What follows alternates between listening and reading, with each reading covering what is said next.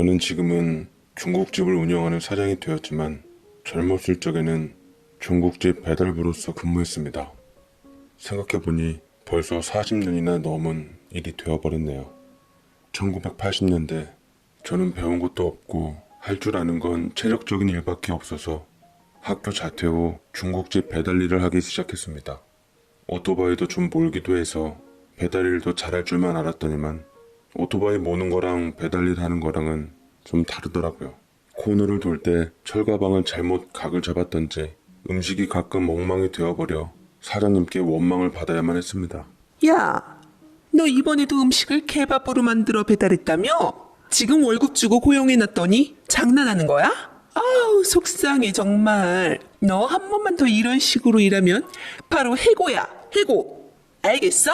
날카로운 여사장의 목소리에 저는 귀가 얼얼해질 지경이었고 한창 반항기가 넘치던 나이여서 여기 아니면 갈 곳 없을까 싶어 당당하게 사장님과 맞짱 뜨고 더러워서 못해 먹겠네라는 말을 내뱉고는 그냥 바로 나왔어요. 저는 사실 일찍 부모님이 돌아가시고 사남매 중 막내였는데 이런 저를 챙기는 사람은 아무도 없었습니다. 위로 형 둘이 있고 누나 하나 있었는데 큰형네 집에서 얹혀 살다가 하도 형수가 눈칫밥을 먹여 짜증나서 둘째 형네 갔고 그곳에서도 형수들끼리 저에 대해 뭐라 말했던지 오래 못 견디며 결국 누나한테로 가게 되었습니다. 그렇지만 누나네도 사정은 뻔했어요. 군 식구 같은 처가 동생을 누가 제 동생처럼 살뜰하게 챙기겠어요.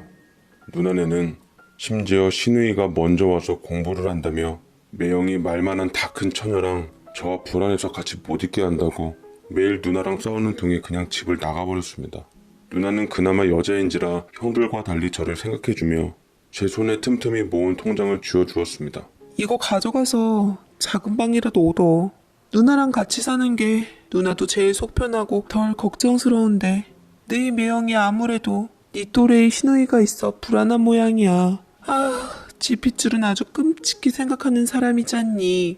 내가 시누이 나가면 기회를 봐서 다시 부를 테니까 잠시만 나가 살아. 알았지? 라고 말했고 당시 누나가 준 돈은 그래도 어디 가서 월세 보증금을 할 돈은 되었더랬죠. 그래서 저는 쪽방 하나를 얻어 생활하게 되었는데 오래된 집이라 논물도 나오고 겨울에는 춥고 시려서 매일 옆집에 사는 집주인과 큰 소리를 오고 가고는 해야만 했습니다.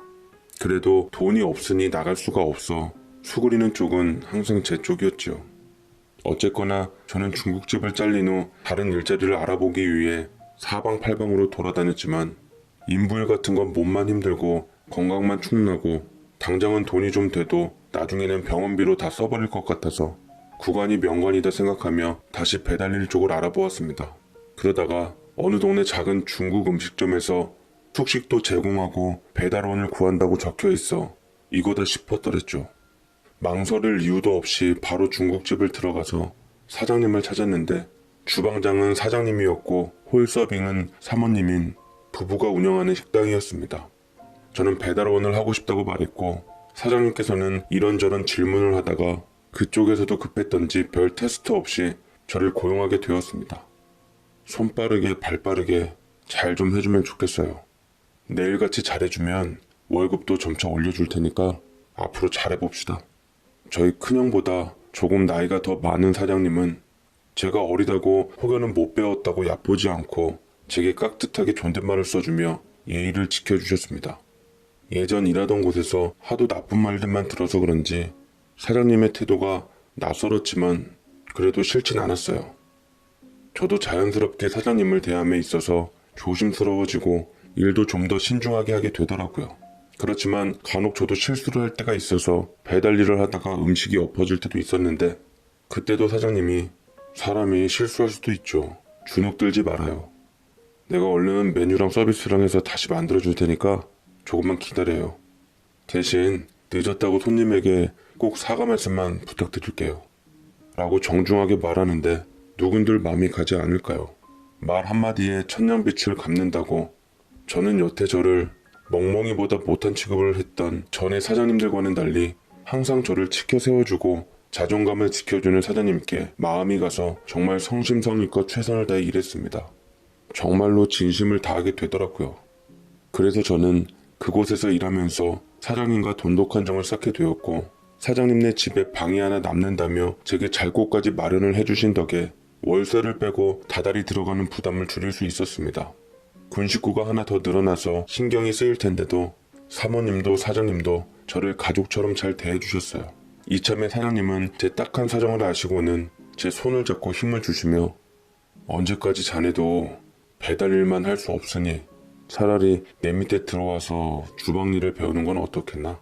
쉽지는 않은 일이긴 하지만 열정만 있으면 못 해낼 것도 없을 걸세. 자네 볼 때마다 내 아들 같아서 진심으로 챙겨주고 싶어서 그래. 라고 말씀하시는데 저로서는 마다할 이유가 없었더랬죠.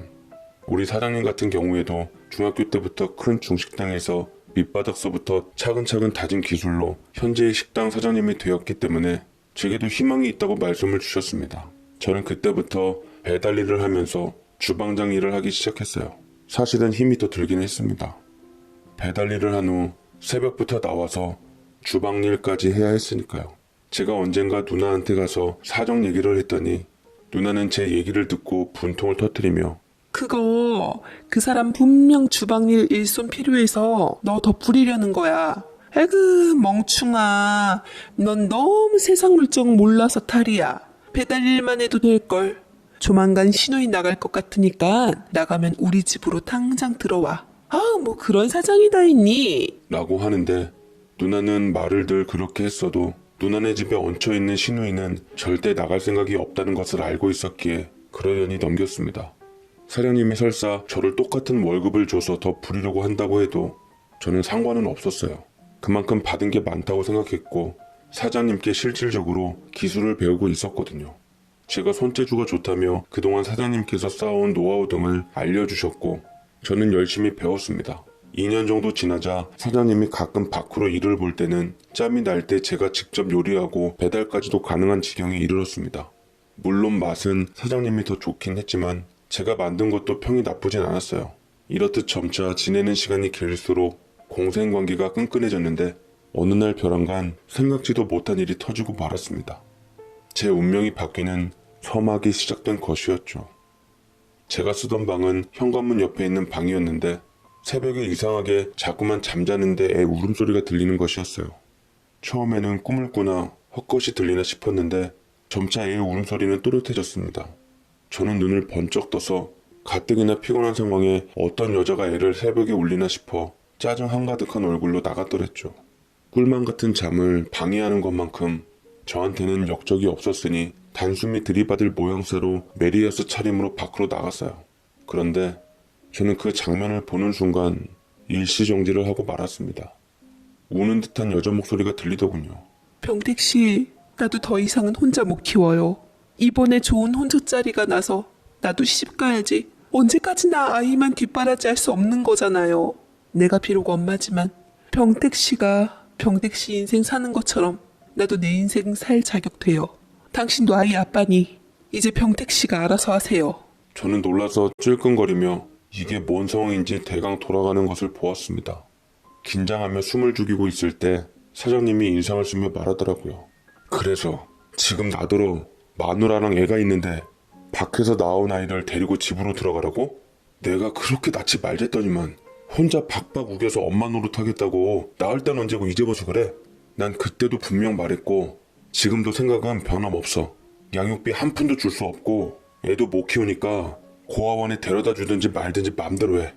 라고 하는데 아무래도 저 여자는 사장님의 사람 같았고 아이 역시 사장님과 저 여자 사이의 자식 같았습니다. 항상 자상하고 푸근하고 친절한 사장님께서 저런 면모를 갖고 있었다니 놀라울 따름이었어요. 자신에게 가정이 최우선이라며 항상 사모님과 자식을 최고로 여기며 애처가 공처가로 사셨는데 그건 제가 여태껏 보지 못한 사장님의 또 다른 모습이었습니다. 결국 겨우 걸음마를 하는 애를 두고 여자는 가버렸고 사장님은 입에 담지도 못할 욕설을 하며 여자에게 외쳤지만 이미 마음이 돌아선 여자에게는 쓸모가 없었죠. 사장님도 홧김에 문을 확 닫고 집으로 들어가 버렸고 겁에 질린 아이의 울음소리는 점차 커졌습니다.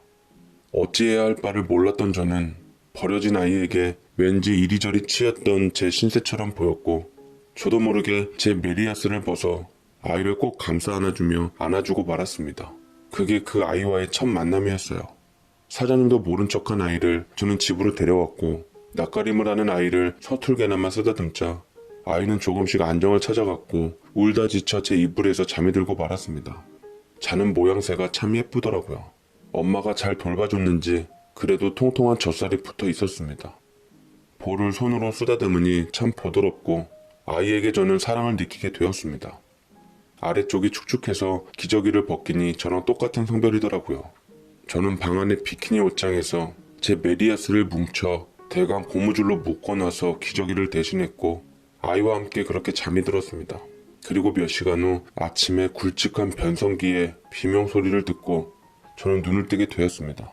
평소 친형제처럼 편히 왔다 갔다 했던 사장님의 아들 녀석이 언제나처럼 사모님이 차려놓으신 아침밥을 먹으라고 저를 불렀다가 그만 아기를 발견하고는 호들갑을 떨었더랬죠. 저 역시 지난밤 일이 꿈인가 긴가민가 하다가 아들 녀석이 소리치는 것을 알고서야 불현듯 아기가 제 옆에 있다는 것을 알게 되었습니다.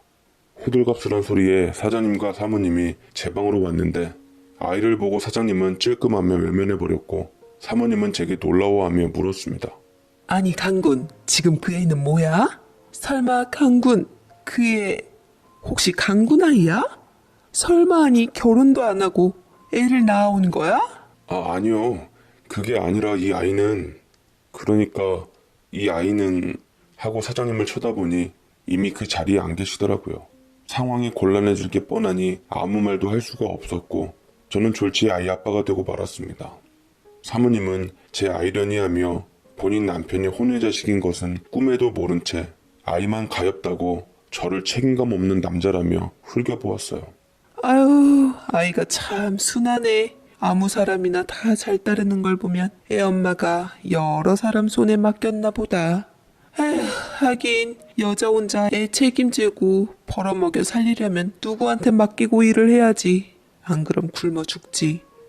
강군, 이제껏 양육비 한 번이라도 보낸 적 있어? 라고 하시는데 자꾸 저만 들먹이시니까 원래 사모님이 이런 스타일이 아니셨거든요.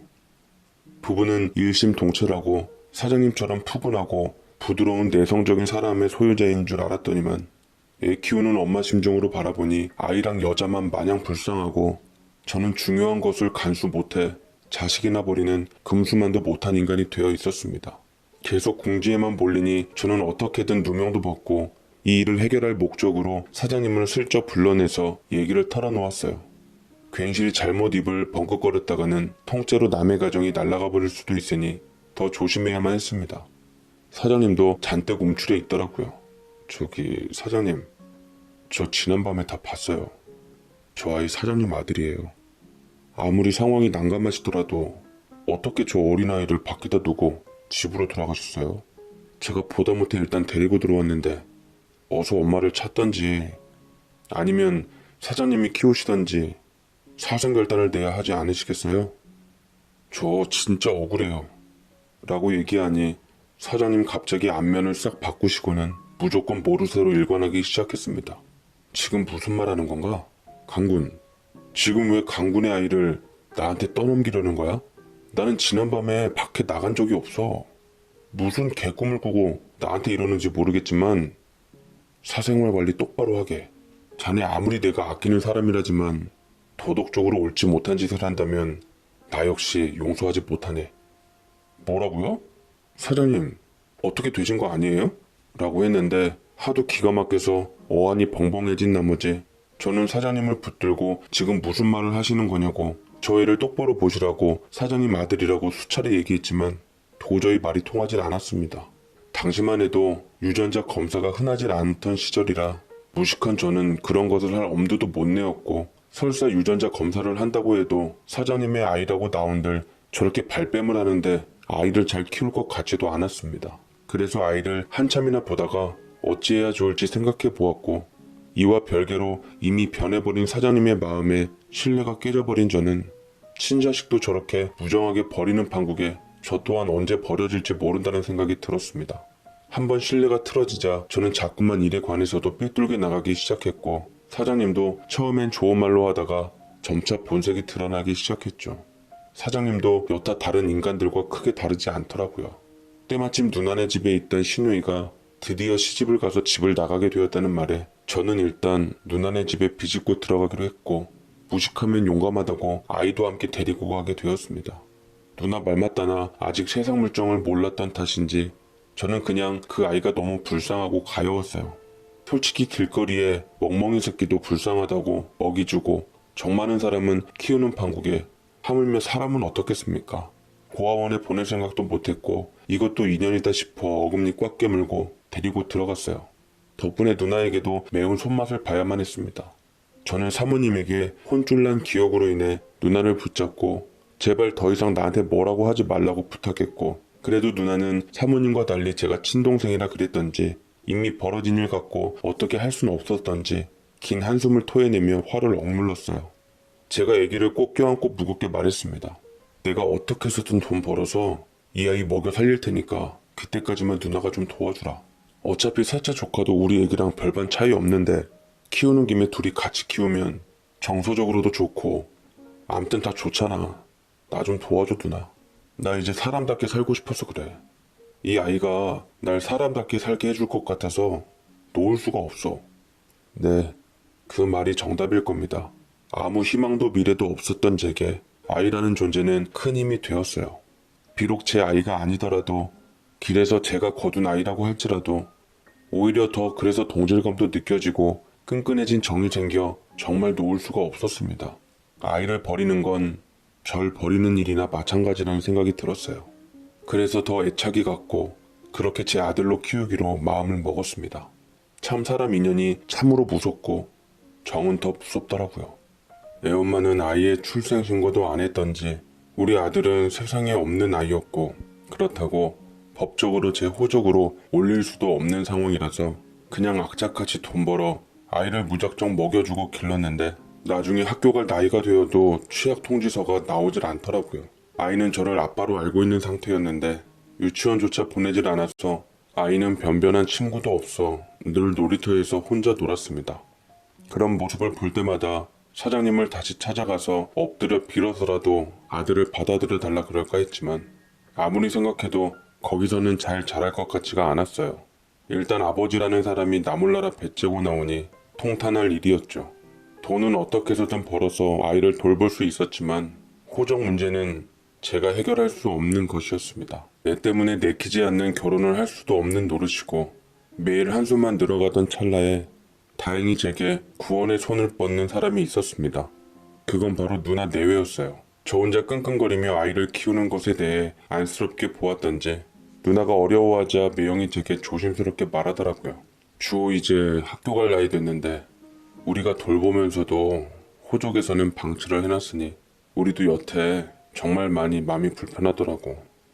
누나도 내 눈치 보느라 어려워하는 것 같기도 하고 자주 보니 주호랑 정도 들고 해서 우리 호적에 올려놓을까 해.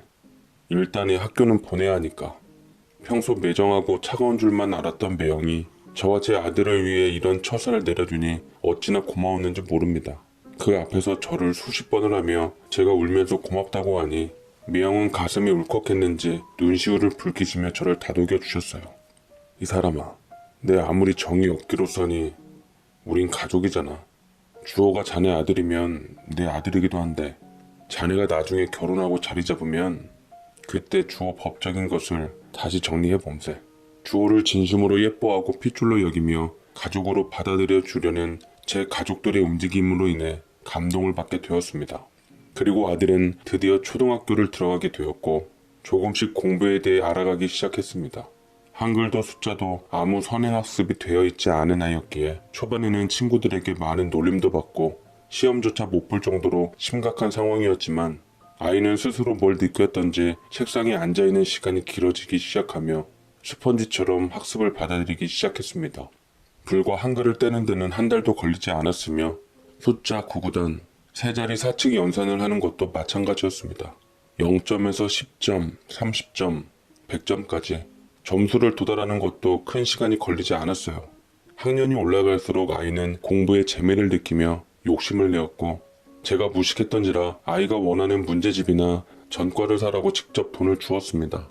제 어렸을 적 같았으면 책 사라고 준 돈을 빼돌려서 군것질 하는데 다 썼을 텐데 우리 아들은 그걸 전부 책 사는 데 사고 모자르는 건 중고 책방을 적극 이용하기도 했네요. 저희 동네 낡은 중고 책방에서 우리 아들은 VIP 손님이었습니다. 워낙 문제집이나 참고서를 중고로 사가니 직접 이것저것 더 챙겨주기도 하고 아이는 문제집을 푸는 것을 놀이로 알았습니다. 그리고 마침내 중학교, 고등학교 전교 1등에서 3등 밖으로 벗어난 적이 없게 되었고 선생님들에게는 서울대학교 갈 미래 유망주가 되었죠. 저는 그때쯤 돈을 차곡차곡 모아 배운 게 도둑질이라고 작은 중국집을 운영하게 되었는데 그곳에서 손님으로 오다 가다 만난 3살 어린 여자와 결혼을 하게 되었습니다. 그것도 공부하는 틈틈이 제 아들이 식당 일을 도와주면서 중간에 연결을 해준 덕이었죠. 정말 복둥이 우리 아들이었습니다. 그럼에도 불구하고 아들은 무슨 낌새를 아는 것처럼 제게 항상 고맙다고 했어요. 고마워요 아빠. 내가 이렇게 아버지 아들로 큰 게 자랑스럽고 앞으로도 늘 감사하는 마음으로 살면서 은인처럼 모시며 효도할게요. 절 아들로 태어나게 한 걸 후회하지 않으시게요. 라고 얘기를 하는데 간혹 그런 말을 들을 때면 얘가 뭘 알고 얘기하나 싶어 그냥 허허 웃고만 넘겼습니다만 뭐 세상에 비밀이 없으니 언젠가 친부모에 대해서도 알게 해주는 게 맞겠지요. 그렇지만 우리 아들이 마음 준비가 되고 더 철이 많이 들었을 무렵 조용하게 술잔을 부딪히며 진지하게 말을 해주고 싶었습니다. 아무튼 아들 덕에 이어진 제 와이프는 다행히 마음 착한 여자라 우리 아들을 친아들처럼 뒷바라지도 잘해줬고 잘 챙겨주었어요. 덕분에 우리 아들은 다시 제 호적으로 입양자로 맞아들이게 되었고 그때쯤 제 늦둥이 딸이 태어나게 되었습니다. 너무 기뻐서 정말 살맛이 나더라고요. 이쁜 마누라와 공부 잘하는 든든한 아들과 귀여운 딸까지. 어렸을 적에는 막 나가게 살았지만 뒤늦게 이런 행복한 가정을 가진 것도 다 우리 아들 덕택이라 여겼습니다. 그렇지만 제 아들에게 의지하게 되면 될수록 제 핏줄이 아닌 것에 대해 유난히 걱정이 들었고 언젠가 그 아이의 친부가 나타나 우리 아들을 송두리째 빼앗아 갈 것만 같았습니다. 그런 악몽을 꾸면서도 저는 아들에게 계속 의지하게 되었어요. 아들은 제게 버팀목이 되어주며 열심히 공부했고 정말로 꿈에도 그리던 의예대를 가게 되었습니다. 대박이었던 거죠. 그것도 장학금을 받아서 간다고 서울에 있는 의예대를 두고 지방에 있는 의예대를 다녔습니다. 저는 아들을 위해서 편한 학교 생활을 위해 가게고 뭐고 다 정리하고 온 가족이 아들의 대학교 근처로 이사를 가게 되었고 아들은 의예대 졸업도 마치고 군의관으로 다녀온 후 병원 인턴으로 근무하게 되었습니다. 저는 그곳에서 중국집을 운영하며 저 아들이 내 아들이다라며 자랑스럽게 떠벌리고 다녔고 딸이나 아내 역시 아들을 자랑스러워하며 엄지척을 외쳤습니다. 차라리 지방으로 오니까 제 마음도 편하고 좋더라고요. 전전긍긍한 것도 없어져 마음이 편해 살도 찌고 잠도 잘 자게 되었습니다. 때마침 우리 아들이 좋다는 여자를 만나 결혼을 한다기에 저는 허락을 하고 상견례까지 무사히 치르며 아들의 결혼식만을 앞두고 있었습니다. 아들은 결혼을 앞두고 저희 누나나 형들에게도 찾아가 깍듯하게 인사를 드렸고 특히나 저희 누나나 매형에 대해서는 옛날에 받은 은혜를 생각하며 제2의 부모님으로서 모실 정도로 극진하게 대했어요. 아들이 잘 되자 연락도 없던 사람들이 발을 담그려고 했고 그걸 쳐내는 것은 엄연하게 내 몫이 되었습니다. 그리고 아들이 잘 되었다는 소문을 어떻게 들었던지 정말로 흉악한 발을 담그려는 적자가 나타나고야 말았던 것이었죠. 그건 바로 제 아들을 수십 년 전에 버리고 등졌던 제 첫 스승이자 중국집 사장님이었습니다. 사장님은 벼랑간 댁에 일하고 있는 중국집을 찾아와서는 주문을 하더라고요.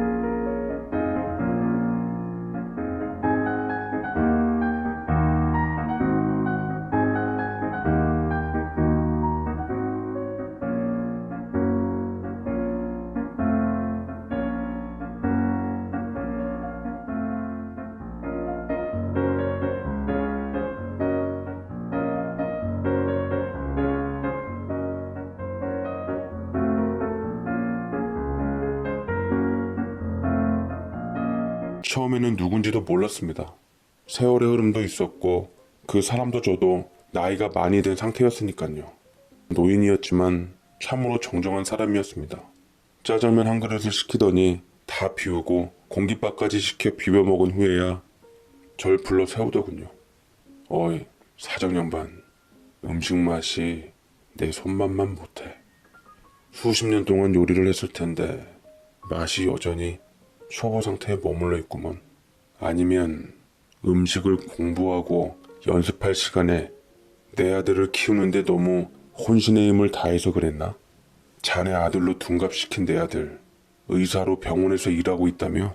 라고 말하는데 심장이 덜컹거리며 하마터면 오줌을 지를 뻔했습니다. 덜덜 떨리는 마음으로 그 사람을 보니 아니나 다를까 옛 사장님의 얼굴이 남아있더군요.